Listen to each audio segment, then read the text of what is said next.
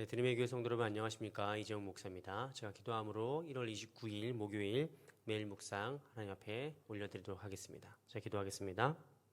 주님 은혜와 사랑에 감사드립니다. 지난밤 저에게 단잠을 주셔서 어제의 모든 피로와 모든 근심을 깨끗하게 녹여주심에 감사드립니다. 그러나 주님, 어제 긴 밤을 잠을 이루지 못한 우리 성도들도 있습니다. 육신의 아픔 때문에, 때로는 걱정과 근심 때문에, 때로는 누군가의 관계의 단절로 인해 고통받고 근심하고 힘겨워서 밤잠을 잘 이루지 못하는 우리 성도들도 있습니다. 하나님, 그들의 마음을 위로하여 주시옵시고 그들의 병든 몸과 지친 마음을 주님께서 이해해 주시고 안아주시고 싸매어 주셔서 오늘 말씀을 듣는 가운데 그 모든 아픔들이 치유되고 그 모든 상했던 관계들이 회복되는 역사 일어나도록 주님 인도하여 주시옵소서. 모든 것 주님께 맡기오며 예수 그리스도의 이름으로 기도드리옵나이다. 아멘. 네, 오늘 우리에게 주신 하나님 말씀은 구약성경 시편 7편 1절에서 2절까지 말씀 우리 함께 봉독하겠습니다. 구약성경 시편 7편 1절에서 2절까지 말씀 제가 봉독해드립니다. 여러분 각자 계신 곳에서 말씀 더 깊이 묵상하시기 바랍니다. 여호와 내 하나님이여, 내가 주께 피하오니 나를 쫓아오는 모든 자들에게서 나를 구원하여 내소서. 건져낼 자가 없으면 그들이 사자같이 나를 찢고 뜯을까 하나이다. 아멘. 네, 저는 연예인들에게 별로 관심이 없는데 그것은 제가 연예인이 싫다는 게 아니라 연예인들이 참 불쌍해서 그래요. 연예인들을 보면 너무 비난을 많이 받는 것 같아요. 물론 이제 비난을 받아 마땅한 연예인들도 있습니다. 사회적인 물의를 일으키고 심지어 범죄를 일으켰던 연예인들도 있습니다. 그래서 당연히 비난받고 비판받아야 되는 분들도 많지만 사실 참 어떻게 보면은 연예인들은 앞에 나온다는 이유만으로, 인기가 있다는 이유만으로, 대중들의 사랑을 먹고 산다는 이유만으로 가끔 보면은 너무 부당한 그 지적과 비난을 겪는 것 같은 느낌을 받을 때가 있어요. 그래서 나중에 알고 봤더니 그게 참 루머 때문에 일어난 일이고, 아니면 잘 알지 못하고 어떤 오해로 인해서 그런 국민들의 비난이 쏟아지는 경우도 있고 그러지 않습니까? 그래서 실제로 그런 것들 때문에 아주 극단적인 선택을 하는 연예인들도 언뜻 기억이 나고요. 그래서 그런 분들을 몇 분 보다 보니까 참 안 됐다 뭐 이런 생각이 들더라고요. 그래서 뭐 그럴 일도 없겠지만 우리 애들은 연예인 시키지 말아야겠다 뭐 이런 생각도 들고, 물론 뭐 연예인이 불쌍한 이유는 또 이제 목회자도 그런 대우를 가끔씩 많이 받기 때문입니다. 우리 교회는 참 좋은 교회라 저에 대해서 또 목회자에 대해서 대단히 긍정적이고 저를 아주 다 좋게 보시고 그렇잖아요, 그죠? 네, 다 그렇게 보고 계시죠? 그런데 가끔씩 이제 오해를 사는 경우가 있어요. 목회자들이 내가 그런 의도로 한 말이 아닌데 이제 그렇게 잘못 오해하신다랄지 아니면은 어떤 뭐 루머 같은 것들이 퍼질 때도 있고, 목회자가 참 억울할 때도 사실 있습니다. 여러 이제 선후배 목사님들의 사례를 들어봤을 때 정말 억울하신 분들도 참 많아요. 그러니까 그분은 전혀 그런 의도로 말하신 게 아닌데 막 그렇게 말했다고 결국에는 뭐 교회에서 이제 쫓겨날 정도로 아주 심각한 갈등까지 가신 분들도 계시고, 어떤 목사님은 남자 청년이 이게 막 울면서 같이 기도받고 그래서 기도 같이 하고 이렇게 안아줬는데 뭐 목사님이 게이라는 등 막 이상한 소문이 퍼져가지고 되게 어려움을 겪은 분도 계시고, 참 별의별 일들이 다 있습니다. 이 목회자들의 세계에도 참 많은 루머와 억울함들이 있죠. 저도 뭐 그 정도의 심각한 상황은 아니지만 그래도 오해랄지 아니면은 수군거리는 소리랄지 뭐 소위 말해서 뒷담화의 대상이 되는 경우도 있고, 뭐 제가 꼭 되게 나쁜 짓을 했다기보다는 뭐 저를 이렇게 매도하거나 아니면 이렇게 잘못된 근거 없는 소문을 퍼뜨리는 경우도 있었습니다. 물론 저도 그렇게 했던 적이 있겠죠. 우리는 모두 다 뒷담화의 대상이기도 하고 뒷담화를 했던 사람들이기도 하고 그렇습니다. 오늘 다윗이 하는 이 기도의 내용도 비슷합니다. 우리가 어제 수요 예배 때 함께 이제 말씀을 살펴보았던 것처럼 이 세상은 참 거짓 증거로 가득한 곳이에요. 특히나 이렇게 인터넷과 요즘 SNS가 발달할 이 세상에서는 온갖 가짜 뉴스와 거짓 뉴스들이 아무렇지도 않게 막 돌아다니는 세상입니다. 근데 오늘 이 우리가 읽은 본문 말씀에 나오는 다윗이 바로 그런 가짜 뉴스에 시달렸던 피해자인 것이죠. 여러분 그 시편 7편 표제어를 보시면 이 시편 표제어가 다윗의 시가요이라고 써 있습니다. 이 시가요이 무엇인지에 대해서도 사실 학자들마다 좀 이견이 많아요. 이게 정확하게 나와 있는 의미가 없기 때문에. 그런데 가장 대표적으로 이제 나오는 그 견해가 비틀거린다, 이렇게 애통하게 운다, 뭐 억울하게 흐느낀다, 뭐 이런 의미라고 해요. 그러니까 한마디로 이 다윗의 시가요이라는 것은 어떤 그런 애가의 일종이고 또 장르라고 볼 수 있죠. 근데 여기에서 두 번째 문장을 보시면 베냐민인 구시의 말에 따라 여호와께 드린 노래라고 써 있는데 베냐민인 구시가 누군지도 모릅니다. 성경에 따로 나와 있는 게 없어요. 그런데 많은 학자들의 이제 추정은, 학문적인 또 논리적인 추정은 바로 베냐민인 사울 지파에 속해 있는 이 베냐민에서 사울 곁에서 다윗을 음해하고 모함했던 사람으로 추측하는 것이죠. 그러니까 지금 이 다윗의 슬픈 노래는, 이 애통하는 노래는 누구 때문에 지어진 거냐? 사울 때문이 아니라 그 사울 옆에서 다윗이 있잖아요. 어제 이상한 얘기를 했어요. 다윗이 반역할 거랬어요. 다윗이 군대를 모으고 있어요. 뭐 이런 식으로 있지도 않은 가짜 뉴스를 계속 퍼뜨려서 사울의 마음을 이렇게 막 더 격분케 했던 사람으로 추측이 되고 있습니다. 그래서 다윗이 사실 누가 더 밉겠어요? 사울도 물론 밉죠. 아니 다윗이 언제 왕 되고 싶다고 했습니까? 내가 언제 반역 일으켜서 왕 하겠다고 했습니까? 하나님께서 기름 부으셨잖아요. 그런데 사울은 그거 자체가 못마땅한 거죠. 내 아들 요나단도 아니고 우리 집안도 아니고 유다 지파의 다윗을 하나님께서 기름 부으시고 왕으로 세우신다는 사실 자체로 이미 미쳐버리는 겁니다. 근데 그 사울 곁에서 끊임없이 다윗을 모함하고 있지도 않은 말을 험담을 하고 가짜 뉴스를 퍼뜨려가지고 사울의 증오심을 막 격분시키게 하는 사람이 바로 구시로 우리가 추측을 하는 거죠. 여러분 이런 사람을 만났을 때 여러분도 아마 인생에서 한두 번씩은 다 보셨을걸요? 다 경험이 있으실걸요?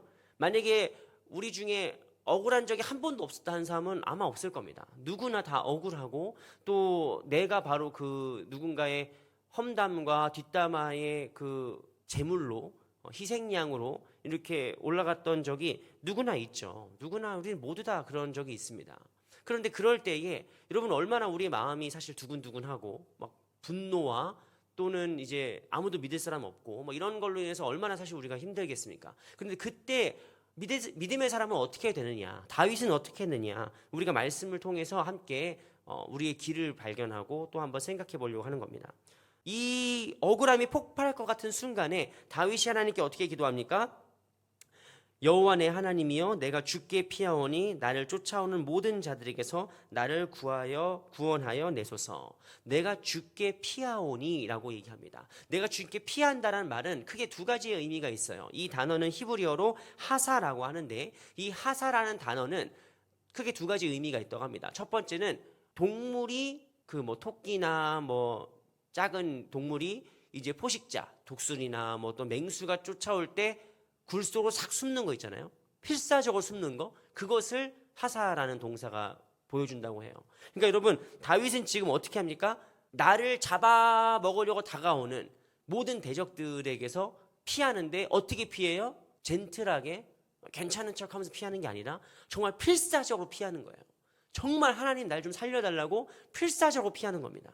그리고 두 번째, 주님께 피했다는 것은 무엇입니까? 하나님께 맡겼다는 뜻입니다. 그러니까 우리가 이걸 법적인 용어로 하자면은 이임이라고 합니다. 이임.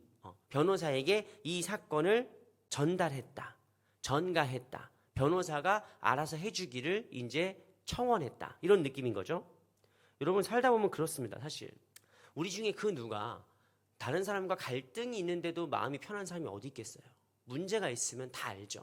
그래서 어떻게든 잘해보려고 합니다.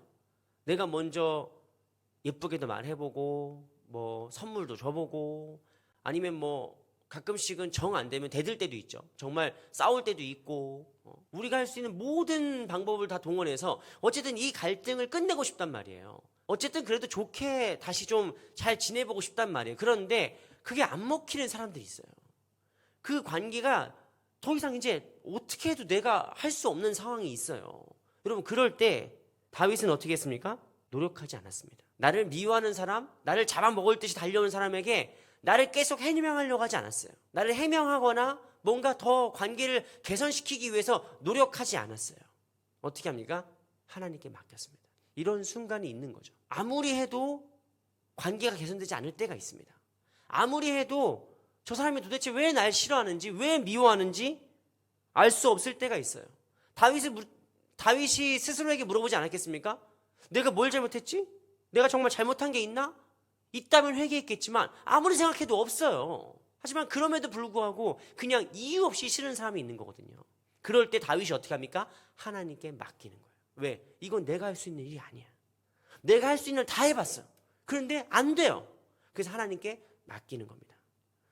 이 말씀을 우리 장로교회의 아버지인 잔 깔뱅은 어떻게 주석을 했냐면, 우리의 양심이 깨끗하다면 사람들의 비방을 두려워할 필요가 없다. 왜냐하면 하나님은 마음을 감찰하시는 재판장이시기 때문이다 라고 하는 겁니다. 그러니까 다윗이 지금 기도하면서 뭘 하는 거예요? 첫 번째, 하나님께 필사적으로 숨는 것이고, 두 번째, 하나님께 맡기는 거예요. 하나님 판단해 주세요. 하나님 무엇이 더 옳은지 판단해 주시고 하나님께서 인도해 주세요 라고 맡기는 겁니다. 여러분 이것이 지금 혹시 갈등 중에 있는 여러분의 마음에 위로가 되는 말씀은 아닐 것 같아요. 왜냐하면 지금 억울함 중에 있는 성도님들 같은 경우 막 마음이 지금 지옥 같거든요. 내가 오해를 받고 있고 저기서 웃으면서 수군대는 사람들이 나를 흘끗흘끗 보면서 웃는 저 모습이 뭔 얘기를 하는지를 안 봐도 알겠어. 내가 저 사람들에게 씹을거리밖에 안 된다는 이 모멸감, 나도 똑같이 복수할 수 있는데라고 생각하는 그 마음들, 여러분 그 마음들이 왜 없겠습니까? 그런데 하나님의 사람들은 내가 해도 안 될 때 하나님께 맡길 수 있어야 돼요. 하나님께 맡겨야 됩니다. 사실 우리 예수님의 말씀은 이거보다 한 발짝 더 나가요. 여러분 산상수훈에서 주님께서 뭐라고 말씀하신 줄 아십니까? 산상수훈에서 마태복음 5장 11절 12절 말씀에서 주님은 이렇게 말씀하십니다. 나로 말미암아 너희를 욕하고 박해하고 거짓으로 너희를 거슬러 모든 악한 말을 할 때에는 너희에게 복이 있나니 기뻐하고 즐거워하라. 여러분 예수님께서 말씀하시는 수준은 더 높아요. 그게 뭡니까? 너희가 하지도 않은 일로 인해서 너희가 욕을 먹고 박해를 받고 거짓으로 너희가 모든 악한 말에서 시달림을 받을 때 그때 복이 있는 거야. 그때 복이 있어. 오히려 기뻐하고 담대하고 즐거워해라 라고 주님께서 말씀하시는 거예요. 여러분 너무 속편한 얘기 같잖아요. 예수님은 이렇게 억울한 적이 없었나 보지. 예수님은 우리 마음도 모르는 것 같죠? 아니에요. 여러분 예수님은 이 억울함 때문에 죽으신 분이에요. 자기가 하지도 않은 말, 자기가 하지도 않은 행동으로 억울하게 누명을 쓰고 십자가에 달려 죽으신 분이에요. 그럼에도 불구하고 주님께서 뭐라고 말씀하십니까? 요한복음 16장 33절에서 주님은 세상에서 너희가 환난을 당하나 담대하라 내가 세상을 이기었노라 라고 말씀하십니다. 주님도 아시죠? 억울함 나도 알아. 속상함 나도 알아. 제일 믿었던 제자한테도 배신당했어요. 그런데 주님께서는 어떻게 하십니까? 우리가 환난을 당할지언정 담대할 수 있다고 말씀하시는 거예요. 왜 그러냐? 주님이 이미 이기셨기 때문에. 주님이 뭘로 이기셨는데요?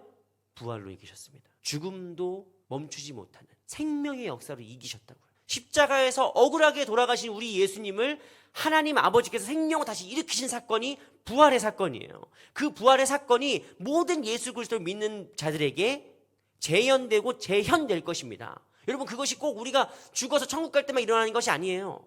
우리가 살아가는 모든 순간순간마다 내가 사회적으로 매장을 당한 것 같고 다른 사람들에게 버림받은 것 같고 미움받는 것 같은 그 순간에도 주님께서 우리를 부활의 능력으로 일으키실 수 있다는 거예요. 우리가 하나님께 우리의 삶의 문제를 맡길 때 그렇게 됩니다.